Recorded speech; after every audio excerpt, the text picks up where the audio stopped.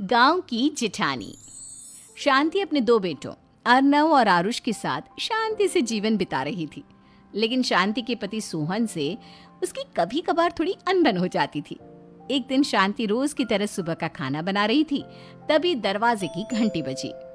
घंटी की आवाज सुनकर वो दरवाजे की ओर जाते हुए कहती है, अरे आती हूँ, कौन है? सब्र करो। शांति दरवाजा खोलती है तो देखती है कि उसके जेठ मोहनदास सामने खड़े होते हैं। वो सक पकाकर अपना घूंघट करती है और पैर छूकर कहती है, आइए आइए जेठ जी। कैसी हो शांति? जी मैं तो बिल्कुल ठीक हूँ, सब आपकी मेहरबानी है भाई साहब। शांति और मोहनदास की बातें सुनकर शांति का पति सोहन और उसके दोनों बेटे बाहर आ जाते हैं। अरे भैया राम राम, कैसे हो आप? राम राम भाई। अरे शांति, ऐसे खड़ी खड़ी क्या देख रही हो? चाय कॉफी कुछ लेकर आओ, भैया आए हैं। शांति तेजी से रसोई की ओर आगे बढ़ती हुए कहती है, अरे मेरी माँ, गेट खोलने के चक्कर में मेरे तो चावल ही जल गए। वो दौड़ी दौड़ी रसोई में जाती है और देखती है कि सारे चावल जल गए हैं। वो दोबारा चावल बनाने में लग जाती है। इतने में सोहन आवाज लगाता है, अरे शांति, तुम्हारे चावल का रोना खत्म हो गया हो तो चाय ले आओ।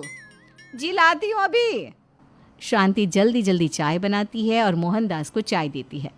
सब एक दूसरे की खैर खबर पूछते हुए चाय पीते हैं। चाय खत्म होती ही मोहनदास शांति की ओर देखते हुए मजाक में कहते हैं, शांति, अब तुम्हारी चाय में दम नहीं रहा, अब हमें चाय बनाने वाली बदलनी पड़ेगी। ये कैसे मुमकिन होगा जेठ जी?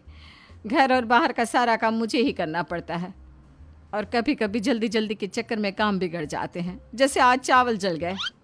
अरे इसी का तो हल लेकर आया हूँ। मैंने रिश्ता देखा है अर्नव और आरुष के लिए। दोनों लड़कियाँ बहुत सुंदर और सुशील हैं। अगर आप दोनों इजाज़त दें तो बात करूँ आगे। सोहन और शांति रिश्ते की बात सुनकर कहते हैं, अब ठीक है, बात चलाइए ना भैया, पर पहले लड़की के बारे में कुछ बताइए तो सही। हाँ हाँ भाई साहब, लड़की कैसी है, परिवार कैसा है, कहाँ के रहने वाले हैं?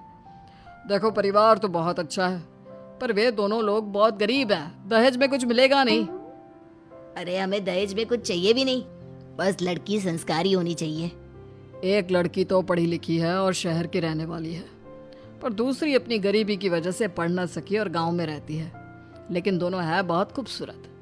अगर तुम सबको देखते ही पसंद ना आ जाए तो मेरा नाम बदल देना। हाँ, पर तो हम आके मूंद कर भरोसा कर सकते हैं भैया। आप आगे बात चलाइए, हम शादी करने को तैयार हैं। कुछ ही दिन में अर्नव और आरुष की शादी हो जाती है। आरुष की शादी अनपढ़ लड़की मंजरी से हो जाती है, जो कि बहुत भोली भी होती है, और अर्नव की शादी पढ़ी लिखी लड़की तनुजा से हो जाती है, जो कि घमंडी और चालू होती है। एक दिन मंजरी घर के काम कर रही थी कि अचानक शांति उसे आवाज लगाती है, बड़ी बहू, ओ बड़ी बहू, मंजरी जल्दी यहाँ आओ। मंजरी जल्दी जल्दी शांति के पास जाती है। बेटा मेरे पैर दबा दे, बहुत दर्द हो रहा है। जी माँ जी, बस बर्तन धोकर आती हूँ। अरे बैठ यहाँ, मेरे पैर में बहुत तेज दर्द हो रहा है। बर्तन छोटी बहू धो लेगी। मंजरी शांति के पैर दबाने लगती है तो शांति तनुजा को आवाज लगाती है, छोटी बहू, ओ छोटी बहू। तनुजा थोड़ी देर से आराम से चलकर आती है। जी माँ जी, आपने बुलाया मुझे? आपको कोई काम था क्या? तू कुछ काम कर रही है या? शांति की बात काटते हुए तनुजा बोलती है, कुछ नहीं माँ, फोन पर अपने घर पर बात कर रही थी। अरे बाद में बात करियो अपने घर वालों से, पहले जाके बर्तन धो ले। तनुजा मुंह बनाते हुए अपनी जिठानी की ओर देखती है और मन ही मन कहती है, ये महारानी वहाँ बैठी है, ये नहीं कि बर्तन धो ले। मैंने इतनी पढ़ाई बर्तन धोने के लिए की थी क्या?